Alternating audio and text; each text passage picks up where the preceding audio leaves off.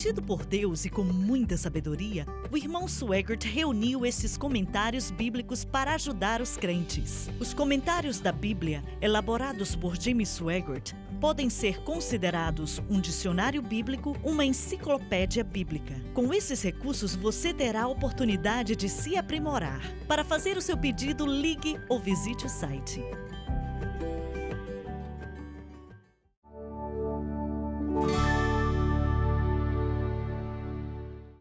Estamos de volta.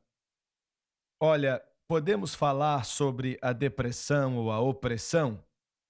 E eu acho que nunca experimentei a depressão, mas acho que, mesmo que a opressão possa levar à depressão, acho que não são a mesma coisa. E olha só, que eu já li a respeito de pessoas, hoje em dia mais do que nunca, não é? Pessoas cometem suicídio e o escritor diz que eles estavam muito depressivos e influenciados pela depressão. Isso é diferente da opressão.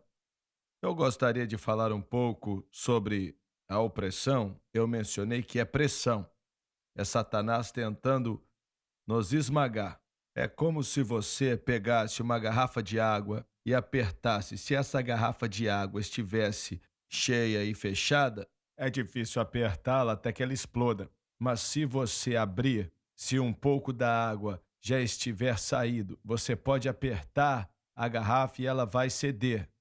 1 João 4,4 diz que maior é aquele que está em nós do que aquele que está no mundo. Acho que pode se comparar com nossa atmosfera. Existem 7 libras para cada polegada de nosso corpo. Existe uma pressão sobre nós.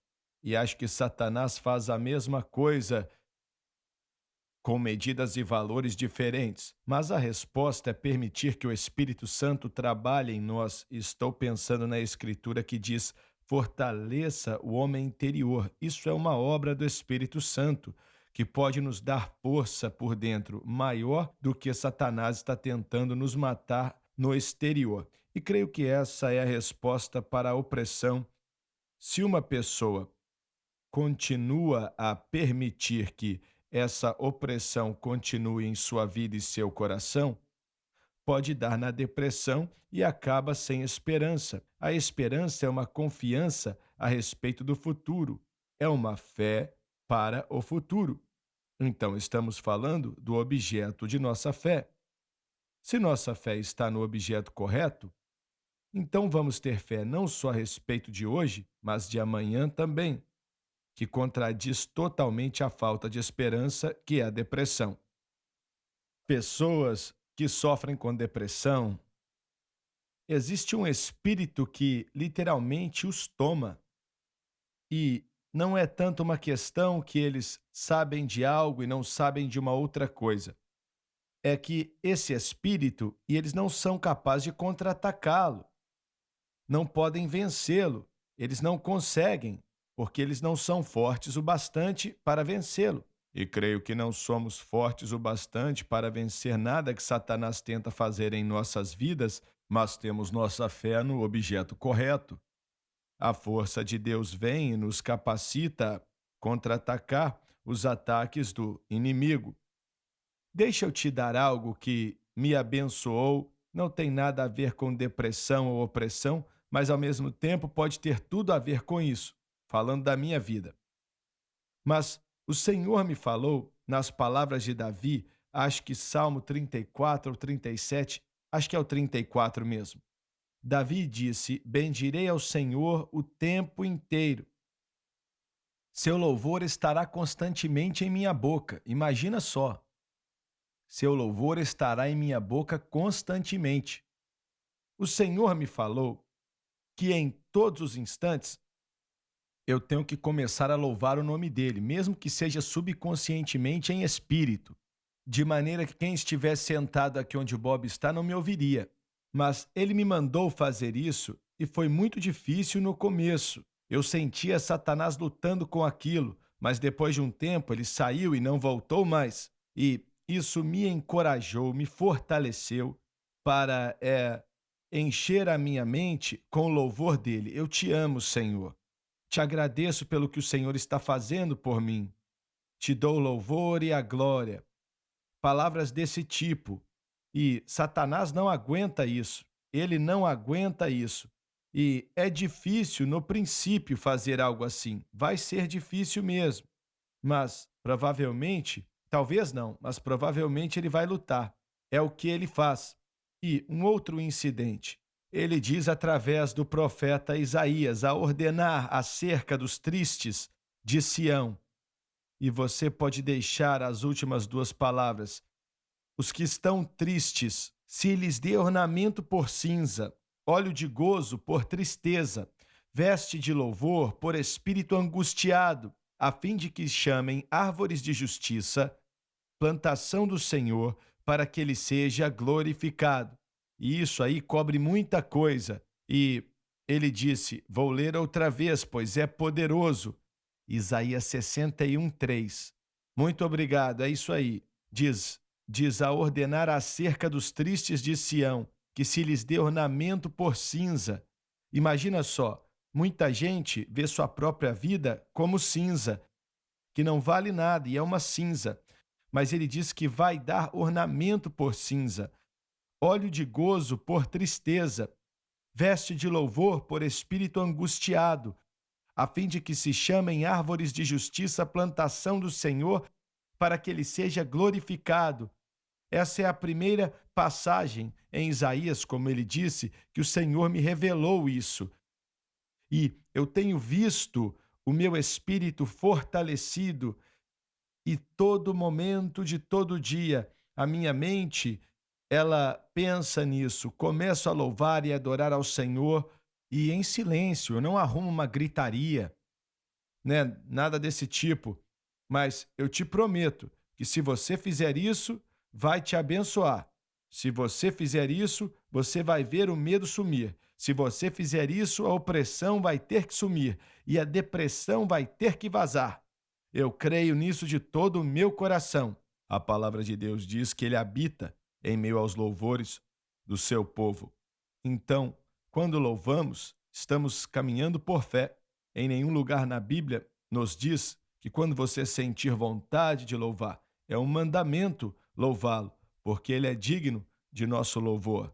E acredito que isso é parte de uma batalha, se você quiser chamar assim, porque a pessoa, eu acredito que existe algo que Deus quer que façamos como crentes e que é não ceder aos ataques do inimigo.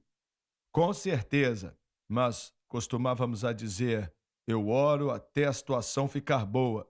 E acredito que em algumas situações nós temos que continuar buscando a Deus e continuar louvando a Deus, sentindo vontade de fazer isso ou não, até que tudo mude em nossa vida e em nosso coração. Acredito que o seu objeto de fé precisa estar correto. E estou falando da cruz de Cristo, senhoras e senhores. Qualquer problema que o homem encontrou no passado, encontra na atualidade ou vai encontrar no futuro, a cruz de Cristo é a resposta. Não importa o que é, quão ruim é, ou seja como for, a cruz de Cristo é a resposta. E se você colocar sua fé ali, transformar aquilo no objeto de sua fé e não permitir que seja removido, você vai ver a vitória acontecer em sua vida. Nenhum de nossos problemas na América pode não ser assim na Venezuela ou na Espanha, ou seja onde for. Mas um de nossos problemas é que se estralarmos o dedo e Deus não fizer na hora, a gente desiste. E alguns dizem, eu já tentei esse negócio de louvar a Deus. Sim, por 10 segundos, ué. E o problema é seu, você que se dá mal. E você não vai conseguir nada assim, esquece. Isso é um estilo de vida, mas se você transformar a cruz de Cristo no objeto de sua fé e mantiver aquilo como objeto de sua fé, vai ser a fundação na qual você vai descansar. E aí você começa a louvá-lo em sua vida e coração, e no princípio vai ser difícil. Satanás vai lutar contra isso. Como David falou, Satanás vai fazer de tudo para tentar atrapalhar isso, mas continue tentando, permaneça firme. E você pode dizer, mas o tempo inteiro Você ficaria surpreso, porque a mente não pode pensar em duas coisas ao mesmo tempo. Só pensa em uma coisa.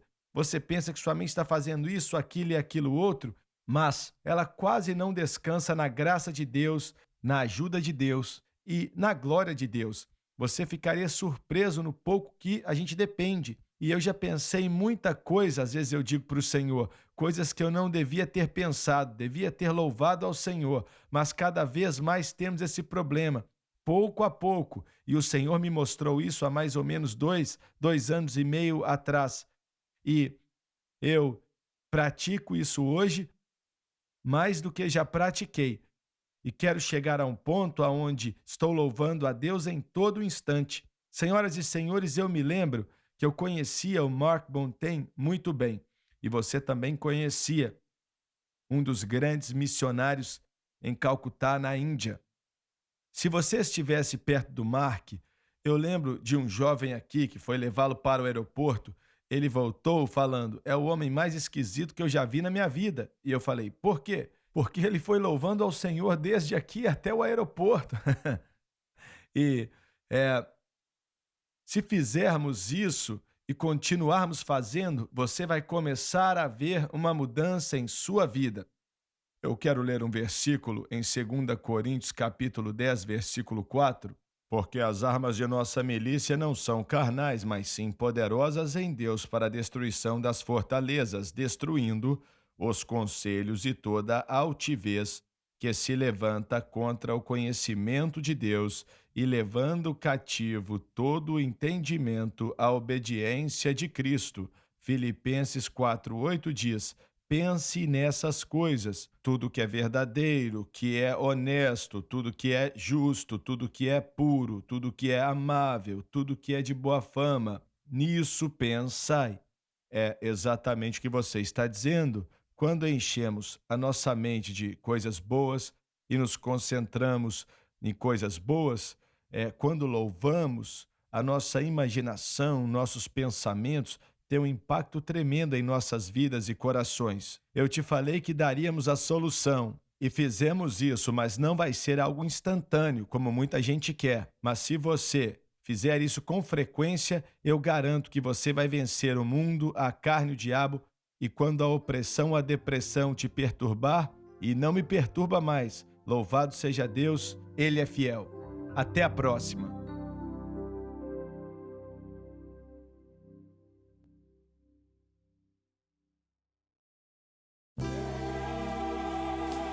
Obrigada por assistir o programa de hoje, um estudo na palavra. Assista os programas arquivados online no site sunlifetv.com.